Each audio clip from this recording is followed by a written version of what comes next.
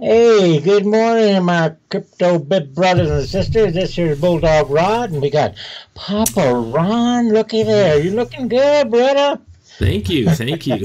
So are you. Yeah, only uglier every day. Comes with age. Hey, I know I heard something about this stuff called C60. You heard about it? Yeah, I've heard a little bit of, some. It's supposed to be the anti-aging stuff or something. It's supposed to be a great, anyway, what, did you order some? I'm trying to find some to order. Hopefully I'll get younger. Yeah, all right, I'm with you. And get rid of some of these old wrinkles I got. Well, let's get into today's topic. I wish you would. Interesting how I haven't, or you haven't come across what we're about to talk about the last 10 days, because it's been out there, it's been publicized in all the Bitcoin online magazines and stuff, and I haven't seen a thing. But I was over on Ken Bozak's channel yesterday, and he had mentioned this that we're talking about, and I thought, God, I haven't heard of that. And so Ken did a pretty good review on it. He's got a YouTube channel, but we wanted to explore it a little bit ourselves because we think it could make a difference in the valuation of crypto coming up. Make a big difference. So let's get started. Oh, and folks, if we'll talk about that in a minute. These articles all kind of tie in together. At least I feel they kind of did, and Rod did too. But Bitcoin is more valuable now than Disney or McDonald's, meaning the market cap valuation of it. And it also was bigger than, what's that Schwab's guy name? That trader. Schwab. Yeah, Schwab. he's got a first name. Anyway, Bitcoin is just growing like crazy. And here in this article, it kind of says here that the Chicago Mercantile Exchange, the CME, and there's been talk around that too, decision in October to launch Bitcoin futures in December gave Bitcoin legitimacy as a tradable asset. Oh, looky there.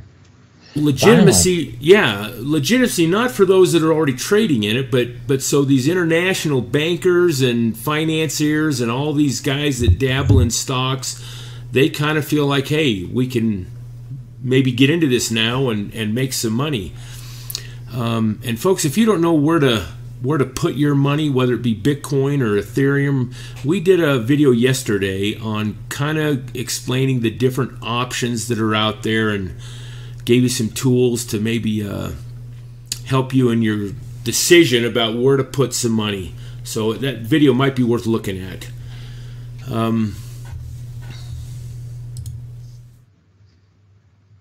Forbes. Oh, look at Forbes now.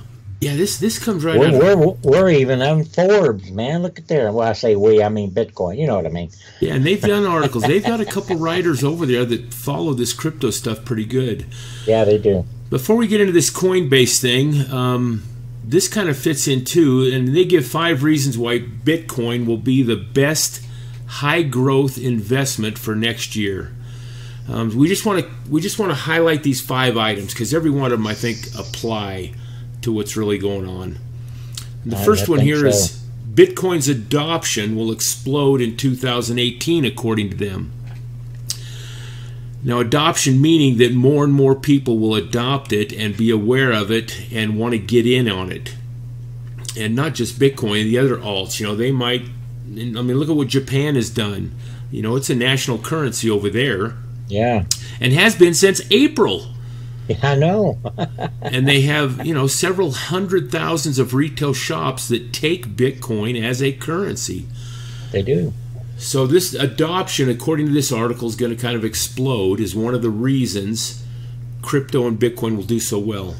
Number 2 right here, formal regulatory oversight will flood the market with institutional money. Now, those of us that are into this crypto scene and the blockchain, we're all about decentralization and being able just to do our own thing. But, you know, sooner or later, as this thing grows and grows, you know, somewhere government's going to step in and put regulations on it. I mean, you just think it would. So what this number 2 is saying is that as they increase their regulations, it's going to become more safe in the opinion of other financial businessmen. So you take somebody that deals in stocks or that has a hedge fund, and now there's regulation on Bitcoin, so he says, it's more safe, so yeah, I'm going to put some of this hedge fund money that I regulate for my customers into crypto to make more money for them. So they kind of think that those regulatories will help launch Bitcoin even more. Number 3, disruption of the status quo will continue. Yeah, Bitcoin is on the path of destroying all known financial things, you know, and the banking industry, the ledgers as they use it, all these things, crypto will take its toll on. Well, there's the blockchain technology that it's based on is what's going to be really the key of the whole thing. That's why it'll disrupt the status quo. Yeah, no, and it is already. And I mean, look at there ain't a major corporation in this, I don't want to say world, but out there that isn't looking at blockchain technology. I know, Walmart, because it's so good. Yeah, it's so efficient, cost effective, quick. It's a permanent record. So yeah, they are disrupting the whole things. Yeah, look at Ripple. It was part of this disruption. The ways of transaction cross borders. You know, the world. Yeah, it's all due to the blockchain. Yeah, that's a good point. Which is built on Bitcoin. Bitcoin's built on it. You know, that's what I mean. In fact, you might say that most of the big cryptocurrencies are on the blockchain, or all of them. I don't know. Yeah, they all are somewhat, I think. They're either branches off of Bitcoin or Ethereum. Yeah, or they have their own blockchain. They, like Ripple, created their own. You still there? Yeah, you still there, Rod? Yeah, you are. I'm here. Okay, number 4. Trust in Wall Street, baby, is gone. Blockchain is the new messiah. Messiah. Just like we've been talking. That's just what you've been saying, too. And, you know, and this article here mentions some of the big, you know, J.P. Morgan received a $13 billion bailout a couple years back. Wells Fargo, yeah, this is something. I followed this. Wells Fargo recently created a large-scale fake account fraud. They were giving all their customers fake accounts because, anyway, Wells Fargo's in knee-deep in this stuff, too, this fraud and all this crap. So they're saying that, you know, all this fiat banks and stuff are safer than Bitcoin, or that's a bunch of crap. Yeah, they're all, anyway. And number 5, Bitcoin's accessibility will dramatically increase. And that's just what we kind of said about Japan, that accessibility is out there and it will continue to increase, which will make it more valuable. Now, you know, we're talking about Coinbase has recently, in the last 10 days, has done something also that we feel will impact the value of crypto. And that is they came up with another exchange, and I think it's based out of New York, and it's called custody.coinbase.com is the website. This is digital asset custody for institutions and the big money boys. They want to be... I think we ought to get into this, Ron. Yeah, it's going to take... It's only $100,000. That's chump change, man. Yeah, that's right. That's chump change. I carry that in my pocket every day. They want to be a digital asset custodian. They want to make it so that Bitcoin is safe, secure. Now think about that. You know, if somebody's big financiers or guys with millions of dollars wanted to get into this Bitcoin, I mean, look at all the limitations that all these exchanges put on them. I mean, they can only buy so much. They can only sell so much. So you got a guy that's got $10 million that wants to dump into this and turn his money. Well, the only way he can do that is probably go to the back door of one of these exchanges. You know, let's say they go over to Coinbase or one of them and say, hey, I want to drop $5 million into this. What can you do for me? Because they can't do it through the front door. There's too many limitations on it. And all of us peons are bound by those limitations. We don't have the money anyway, but so Coinbase is saying, hey, let's provide a way that we can take the money from these big boys and get them going on the market. So here's a letter from the CEO here, and I've got that pulled up. And Brian Armstrong, he's the co-founder, one of the co-founders, the CEO at Coinbase. Whoops, I guess I better. This is his letter that he kind of wrote about this custody. They announced Coinbase Custody, a digital currency custodial for institutions. It started, I think, on the 7th or 8th. Oh no, the 17th or 18th of November, I believe. Yeah, it was. But catch this, Rod. You hit it right on the head here. Over 100 hedge funds have been created in the past year exclusively to trade digital currency. So these hedge funds want to get in on the action too, but these guys play with a lot of money. And again, they can't go to your average exchange and say, hey, you mean I can only buy 5 Bitcoin today and then maybe 5 more? No. They want to play the game. So Coinbase is going to solve this where they can come in with serious money. Let's look at the requirements they're kind of saying here. Did I already pass it? No.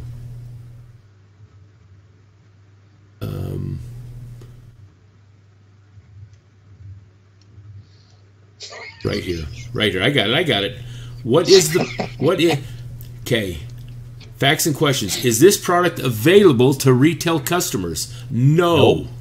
Coinbase Custody is only available to institutional investors with a minimum of $10 million in deposits. Retail customers can utilize Coinbase.com. What's the pricing? There's a minimum, there's an initial setup fee of $100,000 just to get set up in this exchange. Oh my heck. And they will have 24/7 access to support. So these guys are coming in with some serious money. Well, that's like the big banks, right? Like J.P. Morgan, Wells Fargo, or whoever, right? Yeah. So these hedge funds, any of these big companies can come in and get in on this stuff too. You know, I think that's really going to drive the prices up. If that does, well, these guys come in and we start getting all that, what's that Murphy's Law? Not Murphy's Law, but we talked about Metcalfe's Law, man. These guys here start jumping into this. 2018, they expect it to really hit. So this is going to be it. Man, we better buy some more Bitcoin. Well, yeah, it's a good point. But you can bet that these guys aren't going to drop 10 or 15 or 20 million dollars thinking that there's a chance that it might drop in value. They're playing for keeps. Yeah. And as these institutions and private investors get rolling on this thing, I think it's going to have an impact on the price of Bitcoin, and they can also do Litecoin and whatever Coinbase is offering, Ethereum. Yeah. So that's kind of what these articles and everything, as this thing becomes more institutionalized, crypto, and more available to the big boys, it's gonna take a spike, and it has already, just on the announcements of some of this stuff, like the CME accepting it and some of that stuff. Matter of fact, to back that up a little bit, here's another article here out of Crypto Cheats. How will Coinbase Custody, that's the name of that exchange, affect the crypto market? The increase in popular demand, large buy orders, and the legitimization of the industry are the 3 factors that will be affected by the creation of Coinbase Custody. Yeah. And it's kind of what that previous article from Forbes said, the same thing. As this thing becomes more mainstream and more people become aware, and they start flooding in, and the big boys start playing with big dollars. Yeah, they of course there might be some, you don't know what's going to end up. I mean, we want to keep it decentralized, but with things like this happening, I don't know how you can. And remember, Rod, we did a couple of videos too on that other exchange called what was that Ledger called? X. Ledger X, yeah. That's another exchange it's designed pretty much for the big boys, the guys with serious dollars. Yeah. So you can bet if there's going to end up being a little shortage on Bitcoin, who do you think is going to get it? The Joe Schmoes like us, or the guys over there at the new exchange? Well, there's only 21 million Bitcoin? Yeah, there's only 16 million in circulation right now. So you got to figure the only way that you can really buy some is if somebody else was willing to sell their share. Yeah, so it's going to be interesting. But folks, I personally think you ought to hang on to your Bitcoin right now.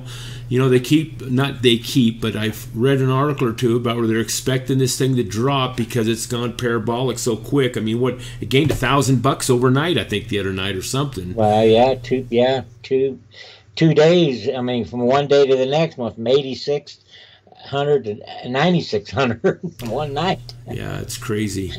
Yeah, so it's going to drop.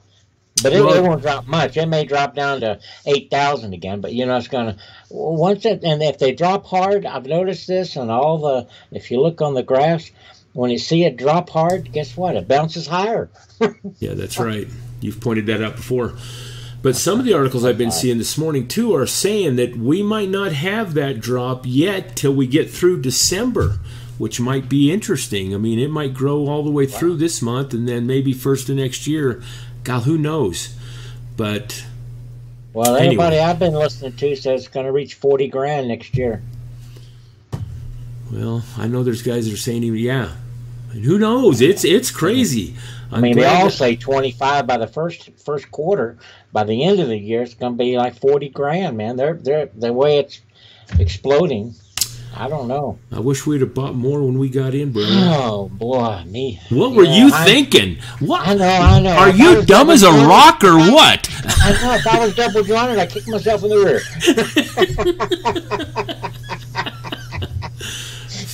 Folks, thanks for putting up with us. Hey, appreciate y'all very much. Give us a pound up, thumbs up, and God bless.